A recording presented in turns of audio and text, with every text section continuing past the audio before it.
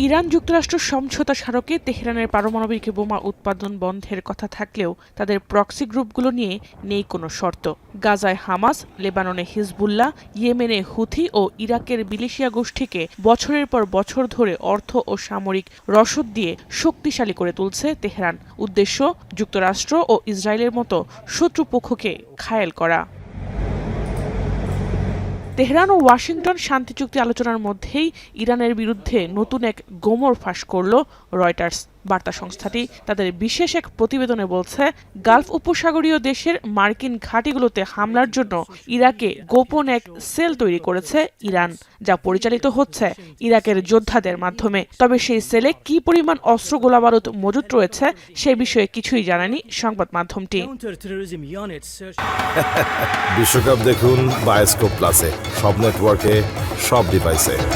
প্রতিবেদনে বলা হয়, ইরাক ভূখণ্ডে ৩ থেকে ৪টি সেল তৈরি করেছে ইরান। প্রত্যেকটিতে মিলিশিয়া গোষ্ঠীর ১০ জন এলিট যোদ্ধা দায়িত্ব পালন করছেন, যাদের সবাই শিয়া মুসলিম। এরই মধ্যে ২০ এপ্রিল ও ১৭ মে এসব সেল থেকে ৬০টির বেশি ড্রোন হামলা পরিচালিত হয়েছে। লক্ষ্যবস্তু ছিল কুয়েতের দক্ষিণাঞ্চল, সৌদি আরব ও সংযুক্ত আরব আমিরাতের মার্কিন ঘাঁটি। মধ্যপ্রাচ্য জুড়ে মাকড়সার জালের মতো নেটওয়ার্ক ছড়িয়ে রেখেছে ইরান, আর সেই নেটওয়ার্ক আরও মজবুত করে নিজেদের শক্তিশালী অবস্থান তৈরি করতে মরিয়া মুসলিম বিশ্বের কাণ্ডারি এই দেশটি। ইরাকের নতুন সেল তৈরির বিষয়টি তারই এক নিদর্শন। যদিও ইরাকের সরকারি কর্মকর্তারা বলছে, বাগদাদের ওপর মার্কিন চাপ কমাতে এ ধরনের পদক্ষেপ নিয়েছে ইরান।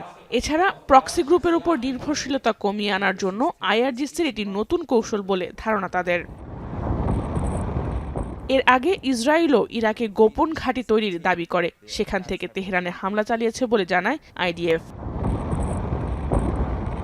জাহানারা ভুইয়া, এখন বিশ্ব।